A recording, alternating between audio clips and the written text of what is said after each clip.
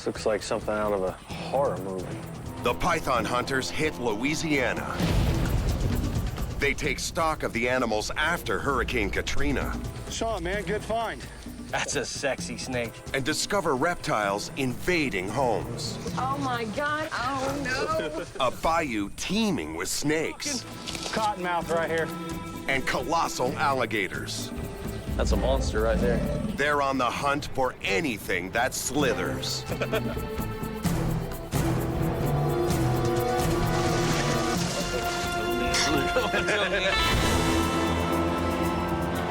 Invasive reptiles threaten Florida's wetlands. Iguanas, Nile monitors, and the most notorious of all, the giant Burmese python. Snake, there's a berm right there. Oh, yeah. Now 3 men join forces to defend the Everglades. Biologist Sean Heflick. He's been chasing, breeding, and collecting reptiles his entire life. I've never been afraid of snakes. Exotic reptile breeder and cop Greg Graziani. He knows his pythons inside and out. I got my first Burmese python when I was 12 years old. And python breeding pro Michael Cole. He sold his designer color mutations for as much as $25,000. I've learned about reptiles the hard way. It was a passion. They are the Python Hunters. Guys, I got a berm. He's alive. He's very much alive. So far, the guys have tracked down and captured dozens of Burmese pythons and other exotic reptiles.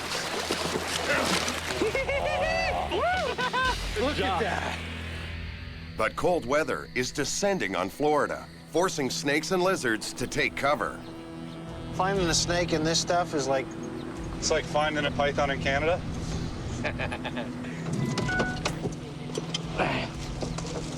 Again. Is there a Nile monitor up there? He almost ate it.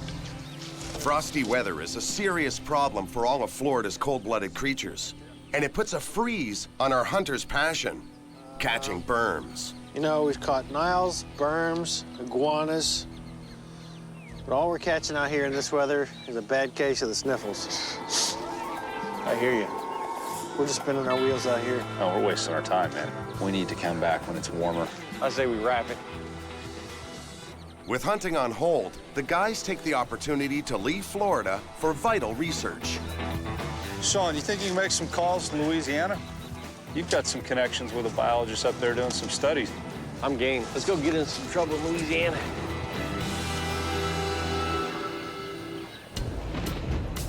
In 1992, Hurricane Andrew caused 900 Burmese pythons to be released into Florida's Everglades. When Hurricane Katrina slammed the coastline of nearby Louisiana, the destruction was even worse.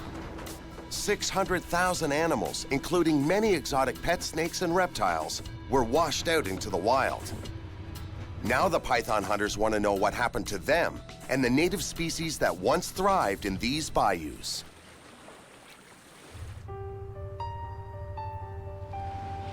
This whole neighborhood, there's only 1 out of every 6 houses that's got people in it. In 2005, Hurricane Katrina came ashore on the Mississippi Delta, killing over 1,800 people.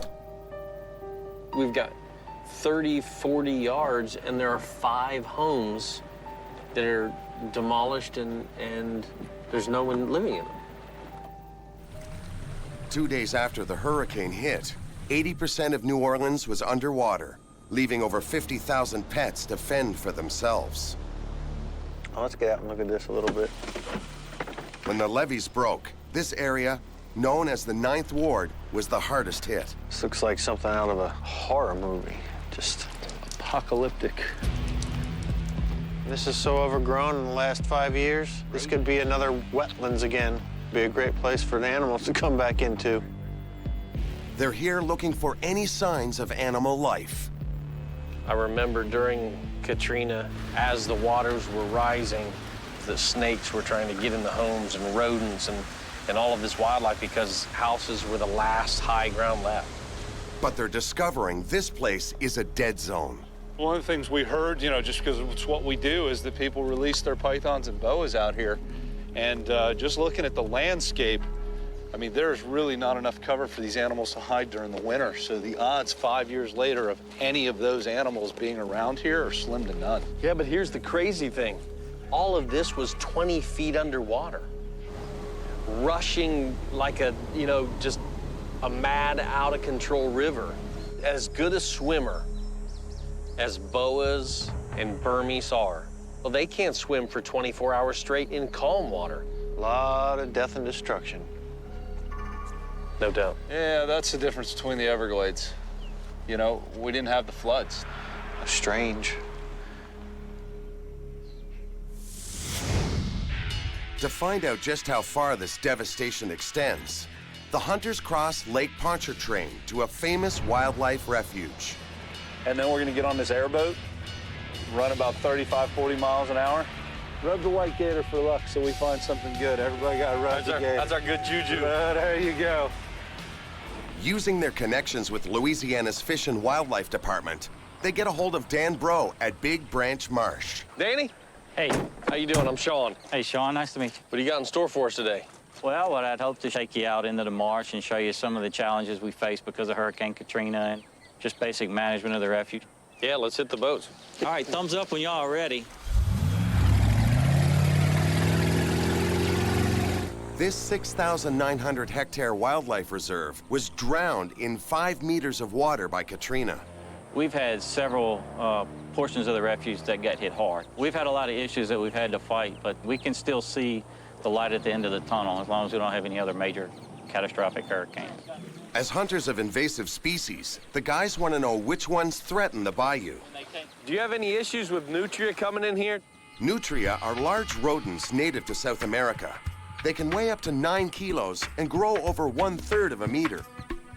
We do have nutria out here. They eat several times their body weight. They reproduce multiple times during the year. And so we're glad that we have alligators to help control them. We have the alligators as the apex predators in Florida as well.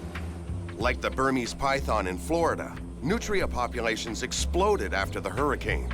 When Hurricane Katrina came through, our alligator population got dwindled. Not having that predator, our nutria population the next year started to increase. Another example of non-native species introduction doing damage. But now, Louisiana's legendary alligators are back at Big Branch Marsh. Next, the investigation turns to another long-term bayou resident hurt by the hurricane, the venomous water moccasin. Let's hit that island you talked about, Danny, with all the potential snakes. Okay. Hold on!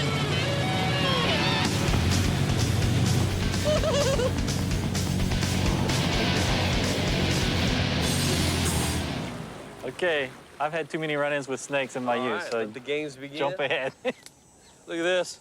Something's eating a moorhen. That's fresh, too. Look at this. The head's ripped off and eaten. This is so fresh, it doesn't smell at all. It's making me hungry. Put it down. Greg, Yeah, you got a burrow over here of some kind. see what you got. Michael's used to getting bit by aggressive pythons, but being struck by a venomous snake isn't something he wants to risk. Going down on the water line, that's Could have about been a it. hog. He'd just stick his snout right down in there, make that hole, and suck up a grub. Oh, well, back to the snake hunts. Snake! Keep talking. Here. Water snake, that's cottonmouth. Right here. It's cottonmouth. I can tell by the back end. There we go, look at that. Look at the bands on that. Look at that. Sean, man, good find. Look at how fat and healthy this thing is. Pretty. Oh, yeah. Hey, sweetie. Look at the pit on this thing's upper lip. Snakes have heat-sensing pits that allow them to home in on the heat coming from their prey. Really spectacular. That is awesome. Cottonmouths, or water moccasins as they're formally known, have hemotoxic venom. It's capable of destroying massive amounts of tissue and muscle. So handling these snakes is for experts only. Look at the eye. There is like a golden outline around the pupil. When he turns his face towards you, that's just power in that face. That's a sexy snake. I am sweating like a stuck pig. I'm the same way. I got sweat boiling off of me. First venomous in Louisiana. Hey, that's my phone. You guys leave me holding a cottonmouth and just head off for something better. Within minutes, the python hunters already have their second catch. Did you idea yet? Yeah, the water moccasin. I almost groined myself. I slapped my face with a branch, and running through soggy, boggy soil makes me realize I'm not 20 years old anymore. You know, U.S. Fish and Wildlife yells out they got a snake, and 2 guys are gone. I'm holding a cottonmouth. So how do you keep finding them out here? They hang out in the sun near the brush where they can hide, and you know, they're either curled up or just trying to sun themselves. Oh, let him sit, let him sit. He's pretty. The moccasin? Yeah, little juvenile water moccasin. Look how dark he is. He still has the juvenile banding, but ours, you know, not all of them, but most of ours at this age are highly banded, and this guy's really subdued. Mikey, are you, No, I'm not. you're not the one? Nope. Promised my wife. And for now, until Bodie's out of the house, I'm very happy to watch you guys handle these professionally and enjoy taking pictures and all that other stuff. Michael's passionate about preserving this snake's wetland habitat, but actually handling the snake is not a part of his conservation plan. You got to respect Michael, you know, for the decision that he made, because it's a decision for him, it's a decision for the family, and it doesn't make him weak or wimpy or anything. You know, he's made a decision, and he's stuck by that for his family. Nothing wrong with all that. By the way, he's gone. Yeah, Where did he go? His tail is right here. If we tap this tail, I bet you he'll totally suck everything in and be gone under that leaf litter. As an ambush predator, that animal sitting under that leaf litter with just his head sticking out would be invisible to a small rodent, a lizard, a frog, you know, anything that comes through. There he goes, boom. Like a jack-in-the-box. With no desire to chase down the heavy hitters, Michael delights in a creature more likely to lose a limb of its own. That's a salamander. Salamander? No, it is a skink. Skink. It's a skink, yep. If it gets a chance, you get a hold of that tail, it will drop it, and it will run, and the tail will just sit there and wiggle. So you guys catch those big, bad cottonmouths, and I got me a skink. But the hunt's not over yet. This island is slithering with snakes. Huge cottonmouth! Huge cottonmouth! Ooh, bye, little buddy. Oh, yeah. Look at this. Oh, yeah. That's a monster. It's got a The python hunters' investigation of Louisiana's swamplands is exceeding their expectations. Here, watch your hand. I'm pulling right through here. I got him. All right, I got him. All right, hook coming out. It's got food in it. Oh, yeah. It's got something in its belly. He's lethargic due to the cold weather and the large meal he's got in him right now. I tell you, as jazzed as I am about this big, beautiful animal, I want to let it digest its meal and go about her business. Yeah, I agree. That is very cool. All right. Little wood frog. Yeah, beautiful little native guy. Snake? Another one? Yeah, water moccasin. Greg! Hear ya? Hey, let him run through there. Let him run through there. Let him run through there. I got it. I got it. I got a stick now. Sean, man, good find. Water moccasins are one of 7 species of venomous snakes found in Louisiana. That's the white cottony. Yeah. Up top, you can see the fangs kind of gently bent back, covered in the sheath. This isolated island has become a safe haven for a species recovering from the devastation of Hurricane Katrina. I need to let you go about your business. Come on, little one. You've got a nice kind of tidal mud flat right here. A lot of frogs, a lot of stuff to eat. This is the perfect habitat for that guy. You know, I know we don't have a schedule, but this man here's on the job. I'm coming. We could leave you out here, and you'd have to swim through the gators to get back. I'm good with that. Now you're talking my tune. I could spend a week or 2 out here just on this island. I think next time we gotta come here, we'll just camp. You know, the buck, the water, the swamp, the snakes, gators. I had a good time. After their visit to the 9th Ward, the hunters thought Katrina struck a death blow to Louisiana's wildlife. But to their surprise, with the help of men like Dan Bro, the state's remote bayous are not only surviving, they're thriving.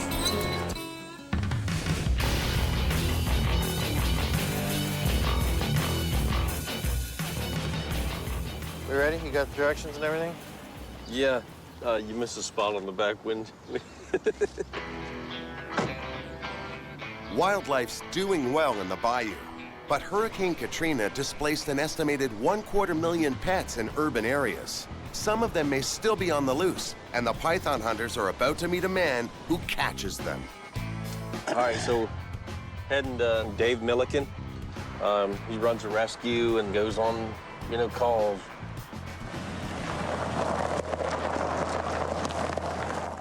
How you doing? What's up, fellas?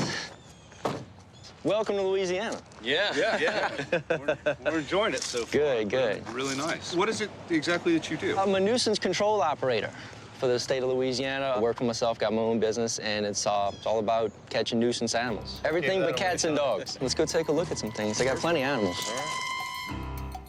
This we got a bunch of different Louisiana natives, which I believe they're all native to Florida, too. And these were all caught and captured out of people's homes, too.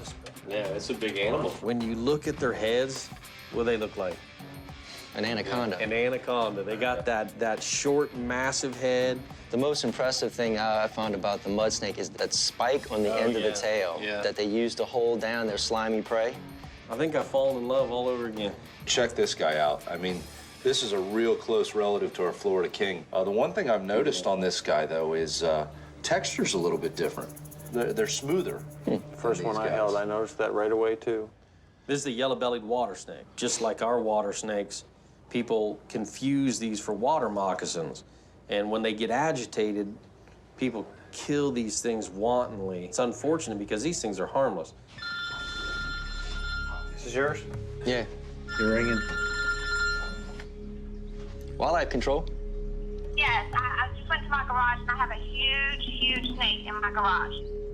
It's huge. I just saw it. It's huge. I don't know, 10 feet. How soon can you get here? We're gonna head there right now. Y'all wanna go? Oh, yeah. Let's go check it out. Let's go see it. Dave has been known to get up to 10 calls a day. With so many animals on the loose, many of them end up on people's property. Lose them now.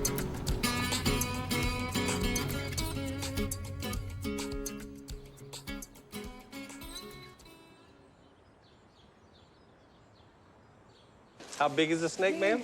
Huge. It's a monster, huh? 10 feet long. Where did you see it? In the forepaw.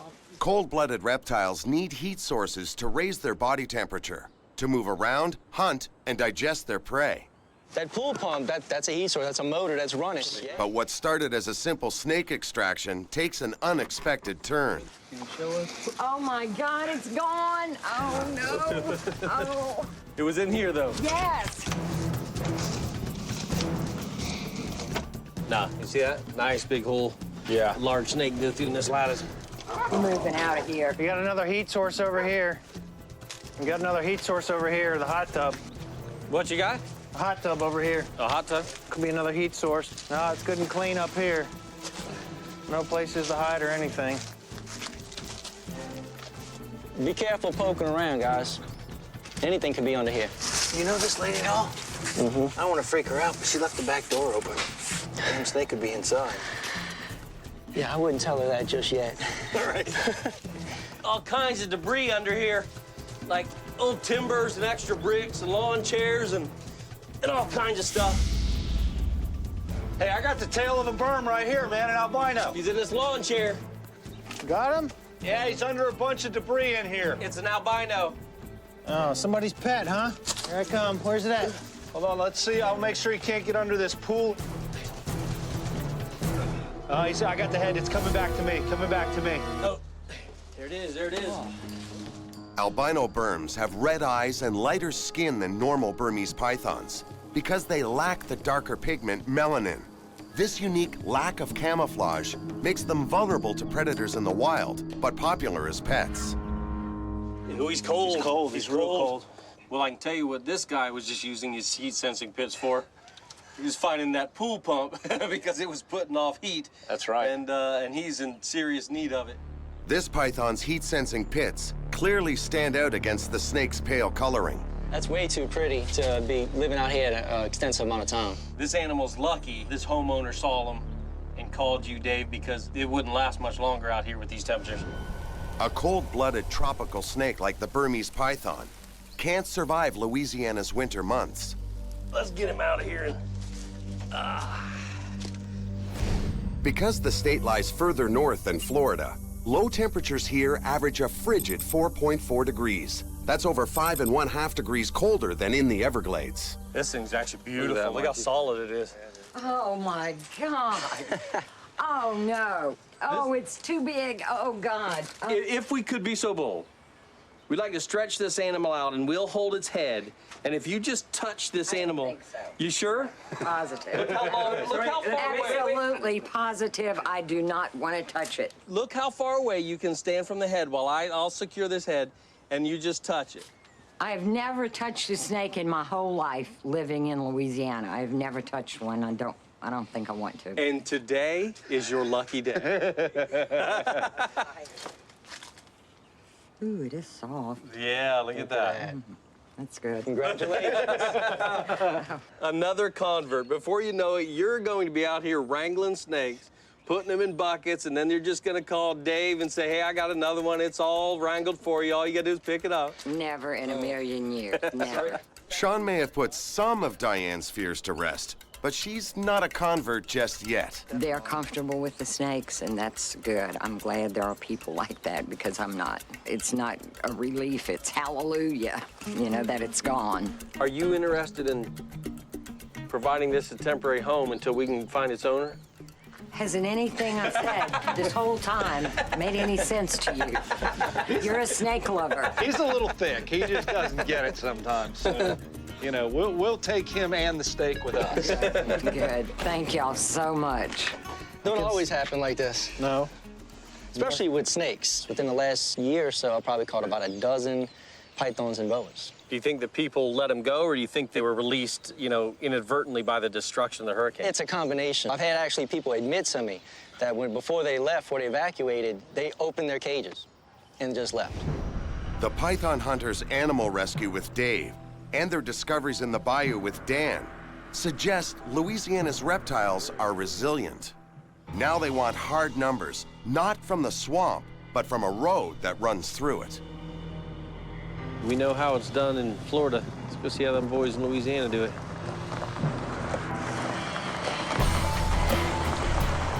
The python hunters have found a scientist who's been studying local snake populations. Good. So you guys are the snake professors? Yes. Outstanding. For the past 7 years, Dr. Cliff Fontenot has been collecting reptiles along a highway that cuts through prime snake territory. The data he collects measures fluctuations in populations before and after major weather disturbances. Hey, this is good stuff, guys. We do the same thing in Florida. A lot of highway cruising, just cruising along the roads, looking for dead snakes or live snakes, whatever we can find. So what kind of changes did you see after Katrina? At the time, the numbers were really low that we were getting per trip. The day after Katrina, it was 10 times as high. Wow. It's flooded everywhere, and they've got nowhere to go except the high ground associated with the road. It looks like it takes about 3 years for numbers to go back down to originals. So when's the last time that you guys actually picked up either roadkill or live off of this stretch of road? Last night, one dead one. I knew I'd like this guy. Roadkill aficionado, snake lover. It doesn't get any better than that right there. Home brewer. Home brewer. Yeah. It just gets better and better. If Cliff's past results continue to hold, there's a good chance of finding snakes tonight. Snake, snake, snake. Snakes. What's that? Look fat like a little mud snake. I got out first. I don't think it was that far, was it? Right there? Look! Is it a mud? But the team's elation is a little premature. What is that? Piece of tire. It's not a snake, just some rubber tread. Be careful, the wires on here will prick you. We'll see. Sean, good eye, man, good eye. That was a bummer, huh? Moving.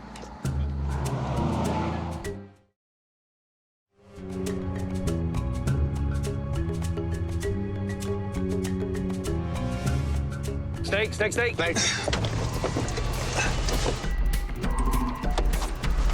Yeah, thanks, guys.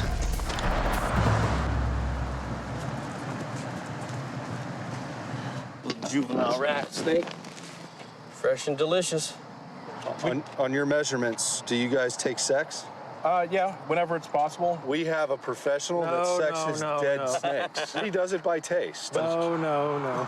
Well, that's one, right? We know something's moving. That's a good sign early on. Let's load up and find more stuff. Okay. Ryan, good spot. Asphalt must seem like a warm blanket to a cold-blooded reptile. But this young rat snake picked the wrong spot to raise its body temperature. What kind of temp differential did you have with air and ground? So the air was around 15 degrees Celsius, and the concrete, the pavement, was around 25. Usually at night, the air cools down faster and the pavement stays warmer longer. And since they are cold-blooded species, they come out here to warm up, and then they might go back off in order to hunt. Yeah, no, I mean, it's snake. Snake, there's a dead snake. Pretty sure it was already dead. It was right on the line.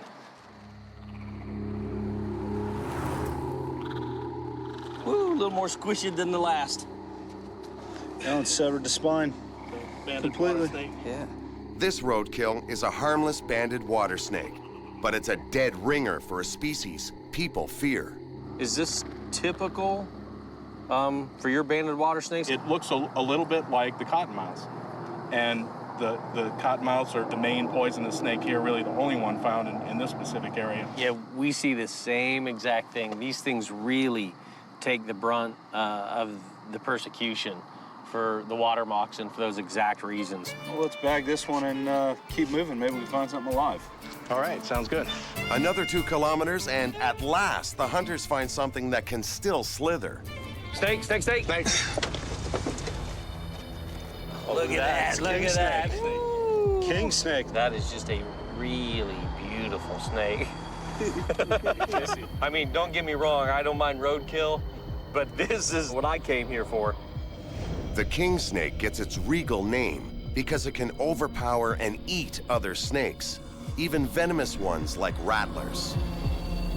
Like a python, it strangles its prey.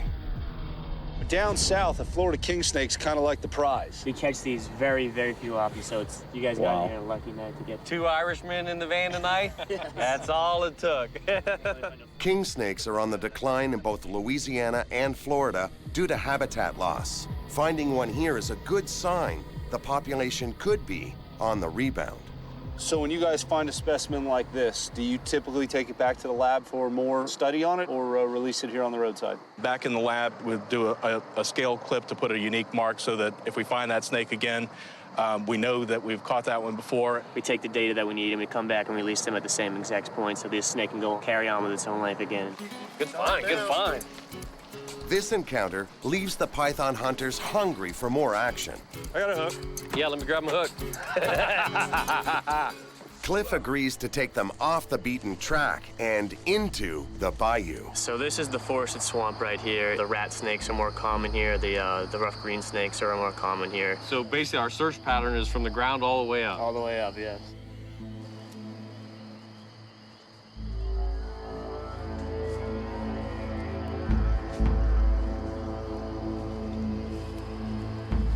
Hey guys, I got a rat snake over here. Sweet.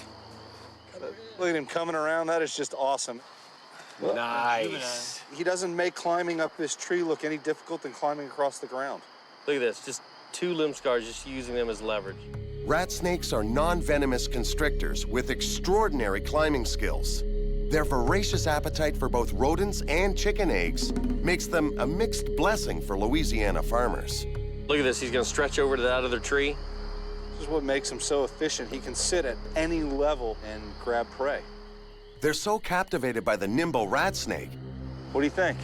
they don't even notice the swamp literally swallowing up one of their camera crew. Wow, Harry. Harry goes, new angle, and nobody even looks at him. Everybody's looking at the snake, and he's getting shorter. Looks like we got some quicksand over here, boys. The python hunters would spend all night in this bayou looking for snakes if it weren't for the threat of sinking in quicksand. Hey, thanks for that. That was a good time. That was great, man. That king snake was awesome. You guys take care and good luck. Keep us posted on the study and how it's going. All right? It's time to get up close and personal with a reptile of a different sort and size. Louisiana is home to almost 2 million alligators, more than anywhere else in North America. They're the same species as the ones in the Everglades, but these Cajun gators are larger and heavier. Sean and Greg head to Louisiana's oldest alligator farm to see just how different they are, but also for another more personal reason. You know, we're headed over to Cleaver's, which is rumored to where the blue gators are coming from. And you're supposed to have one there. I'm hoping that it's larger, it's blue, and it's a male. That's what we need. Fingers crossed. The blue is among the rarest alligators in the world. A unique mutation gives its skin a distinct blue color when it's a juvenile. Sean and Greg care for two of the only known blues to exist in private hands. But there's a problem. Both of their blues are females. Well, this is interesting because supposedly he's breeding these at his farm. Mr. Kleber? Yeah. How are you? I'm Sean Heffley, Greg Graziani. They've recently heard the farm's owner, Harvey Kleber, might actually have a male. How you doing today? Oh, I'm doing all right. But first, they've got to convince him to let them see his blue gator. We hear you have some interesting alligators here. Yeah. We've been hearing about these blue alligators in Louisiana. I got a big mama blue alligator that lays the blue alligator eggs. They don't have alligator eye, they got black eye. Different eyes. Down cat. Well, if it's not too much trouble, we're dying to see that blue alligator. I got pictures when they was hatched. Y'all want to go see them? Yes. Now, this is when it was coming out, was first hatched. Oh, wow, look at that. Different. Look at the eyes on that. Oh, yeah. Look at the You eyes. still got the same eyes right now. Very cool. We've seen the pictures.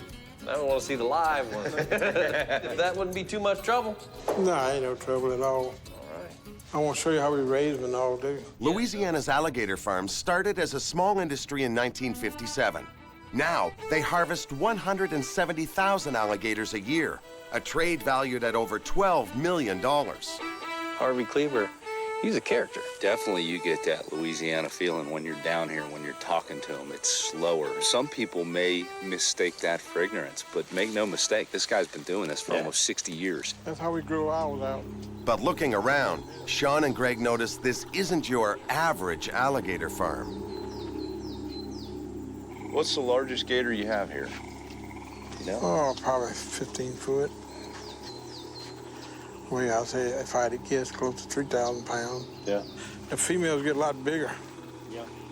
Large adult American alligators usually weigh around 360 kilos, so this animal is almost 4 times heavier. You can look at these deer till they're getting old. You see how he bit up on his tail? Yeah, she's missing the tip of her tail, too. She tried to get away, and he won't let her get away. That's a monster right there. Wow, that is huge. That is an impressive alligator. The heads on these things are massive. So some of these alligators are from the 50s when you started. Yeah, the whole pond's from the 50s. I don't think there's anything in Florida as big as these things. No. I want to go inside and see that monster. Let's go. We'll go look at him. Don't get scared and go pet him now. Sean and Greg are about to come face to face with some of the largest gators they've ever encountered. Wow, that is massive. He ain't gonna move, he gonna stay there. Oh, wow. Yeah, my fault.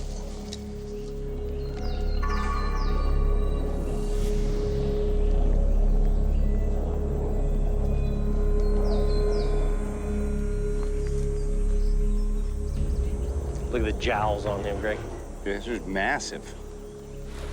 An alligator's huge tail accounts for nearly half its length. It uses it to push itself quickly through the water, but also as a weapon. That's a big animal. I mean, He's been around a long time. his leg is about 8 inches across. If this guy decided to slap his tail, he's gonna take my head off. And if we'd walked up on him first, we probably would have said, this boy's ruling this place. Yeah. But after seeing that tank that went in the water and that one over there whose back foot's twice as big as this one, Yeah. this poor old boy, he ain't got nothing on them. I just want to give him a big hug. And I haven't seen gators as big as that. Now, we haven't put a tape measure on any of those things, but he's got some of the biggest alligators I've ever seen. Those two animals that we saw were Goliath.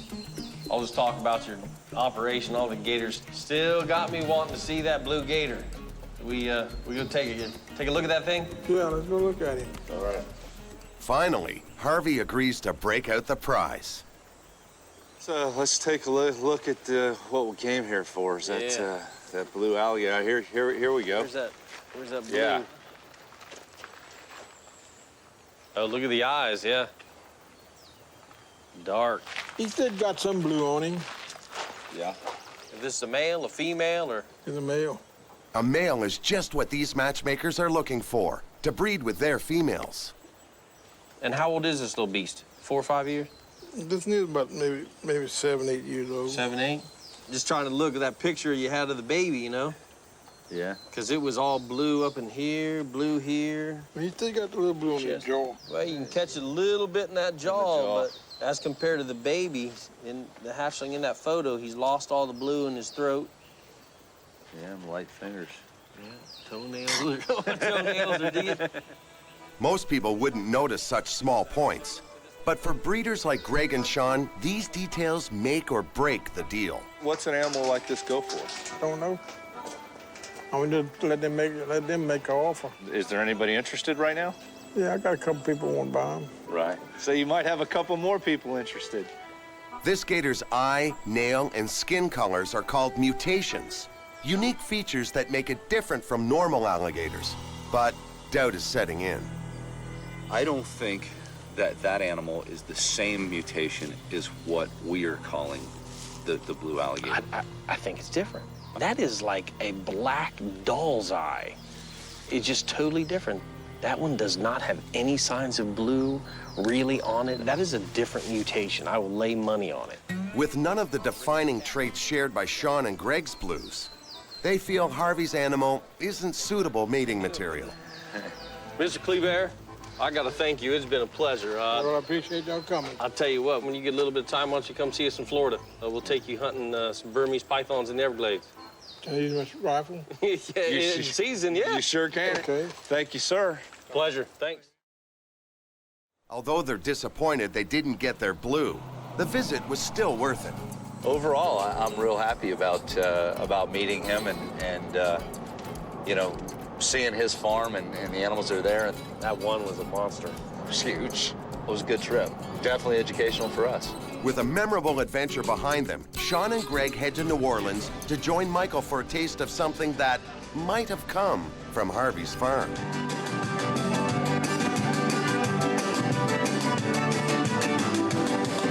What's it all about, man? Good people, good food.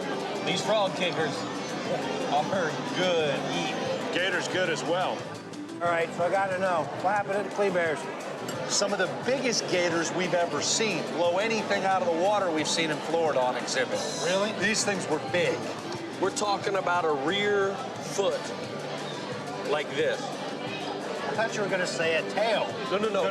The rear foot. The tail was more like this. Here, guys, here's to a good day in Louisiana. Salud.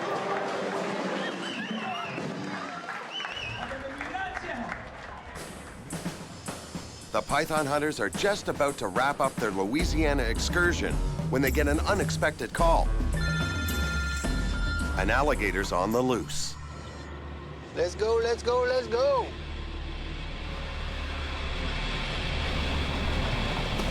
Hey, Dave, how are you? All right, man, what's up? Good stuff. I just got a call. The lady's got she said about a 5, maybe 6 foot alligator in her garage, stopping her from getting in her car. This sounds like our kind of deal. Here. Let's do it. Follow me. Yeah. All right, man. Wonder how big it is. If it's a hatchling, it's all you, Mikey. Ooh, geez, thanks. I can handle a hatchling gator. However, You're gonna allow me to? However, let me say right now that if there is any kind of genetic mutation, I got it. I got this. Here she is. She's on her way out. Yep. Yep. What do we got? She says we got an alligator in the ditch. Louisiana has nearly half of all the wetlands in the lower 48 states. Not surprisingly, the American alligator is the state's official reptile. That keeps men like Dave busy capturing any that stray too close to humans. Where's the last time you saw it? I was trying to get the mail out of the mailbox, and its head popped out of the culvert, and it looked probably a whole lot bigger than it is, but it looked huge to me. Once they learn the location, the python hunters waste no time. Did you see which way it went? Yeah, it's closer to Mikey on there. Yeah, he's over here. See it? Yeah. About how big? Yeah, I don't know. Huge. Sean, that's definitely you. That's got my name on it. I'll hold your feet. Make sure you don't drown. Hell, Sean can stand up in that hole. So, Sean, have you ever wrestled a gator in a little old hole like that? I'll bet you the answer is yes, because he's done everything. I gotta say, I've never culvert wrestled an alligator. This ought to be good then. Yeah. Well, you know, I was thinking, this is your neck of the woods, and usually when I go places, I have a local guide. So I think I'm gonna follow right on your right shoulder into that culvert. Nah, that gator can stay there. I think he just volunteered you, too. Well, I guess it's unanimous.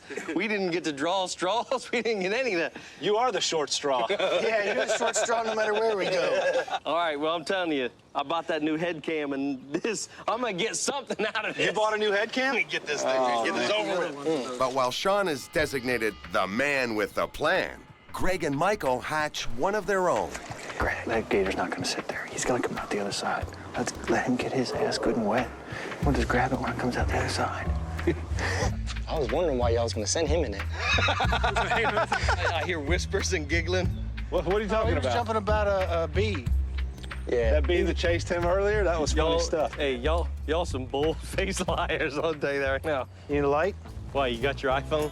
Got one of them flashlights on it? I ain't giving you my phone. I promise I won't get wet. Yeah, I've seen you not get stuff wet before. All right, let's go, Commando. Let's go, girly man, come on. This is unfamiliar territory for a python hunter. Sean's tangled with gators before, but never in such a tight space. Holy cow, that's cold. What's that saying, Greg, about being tough? You gotta be dumb, you gotta be tough.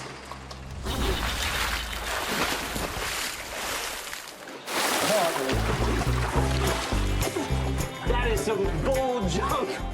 Oh no, what are you doing? Yes! Get off my gas! Get off my gator!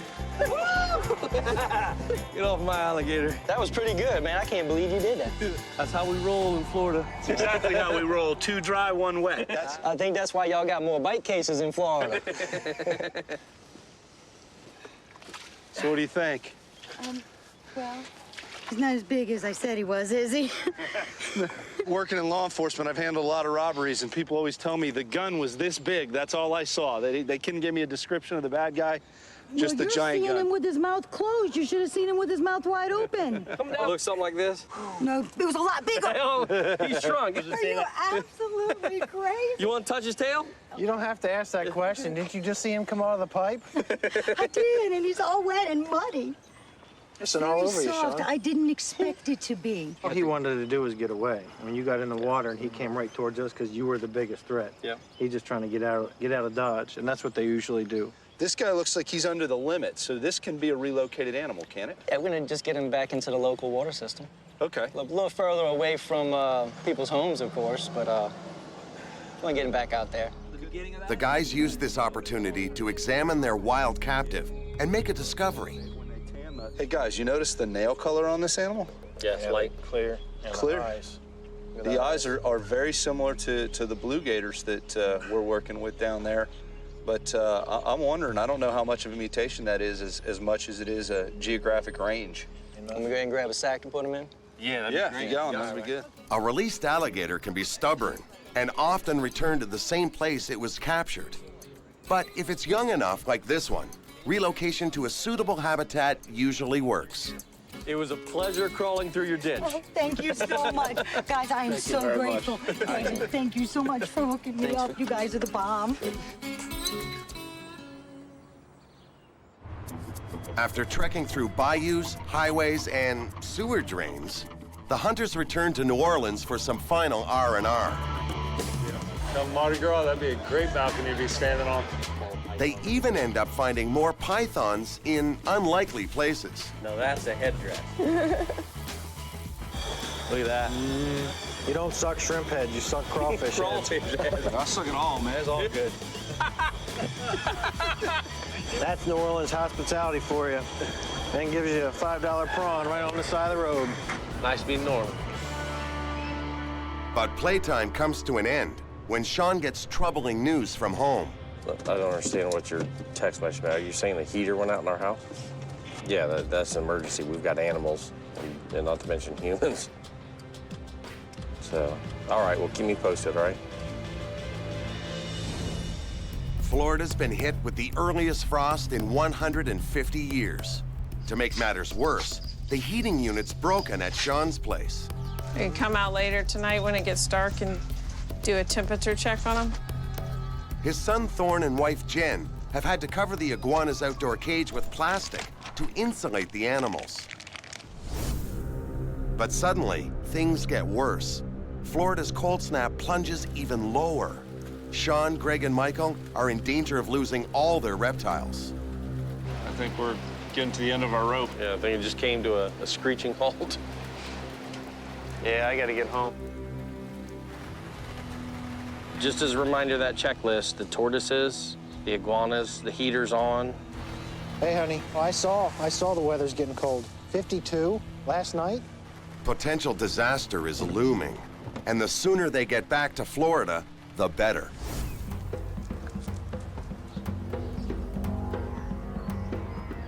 Hey, guys. Hey. Hey, Jake. Hello? Hey, honey. Michael's concerned for the dozens of reptiles he has caged outdoors. So all this cold prep that we did to make sure that everybody was gonna be okay, it's working fine, but you got everybody inside okay, right? Yeah, I mean, it was late in the day, you know, but I gathered everybody up I could and got them inside. Fortunately, Michael's prized ball pythons are safely stored in his heated facility. One of his snakes even has a little extra energy to burn. Oh. That's what he does. That's what he does. Well, See? I don't want it to be me. I don't want it to be me the one time he does hit something. all right, no problem. Thank you, honey. All right, there, buddy. There's a pretty girl. Sean's broken heater threatened all his animals, but his wife Jen was able to get it fixed in time. I'm glad you guys brought these things in, because I was worried about them. They seem to like it here. Yeah, they're doing good. They look good. Greg's adult alligators tolerate the cold better than the vegetation. Can't believe how quick those plants got hit. Yeah, I mean, it's a good thing it is winter, because those are our shade plants for the albinos. But he gets a glimpse at just how cold things did get. It's a little cold, A little cold. It looks like Tennessee up north, yeah. I'm glad Dad brought the tortoises in. They would have been frozen. Wow, that is really cold. Hey, baby, thanks for taking care of it for me while I was gone. You're welcome. Love you. Love you too. Their own animals are doing fine, but now the python hunters' thoughts turn to the reptiles living in the wild. You know, I'd be really, really surprised to see anything today. As cool as it is out here. But they face this challenge armed with new information. Sunspot, but We may find some indigenous stuff that, in a protected area or windbreak or something in the sun, but pythons, I doubt it. Louisiana showed them that nature is resilient, even in the most devastating situations. But this early cold snap, coming on top of last year's deep freeze, just might be enough to wipe out the Burmese python once and for all.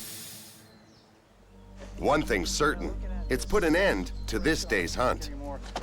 Is this weather we're having here in Florida, the chances of us finding snakes are getting slimmer and slimmer. I think you're definitely right. The Burmese pythons, if we get enough freezes to come in here and help, maybe we can get them gone. Yeah, well, if we get enough freezes to wipe out Burmese python, it may drive me farther south as well. I say we wrap it.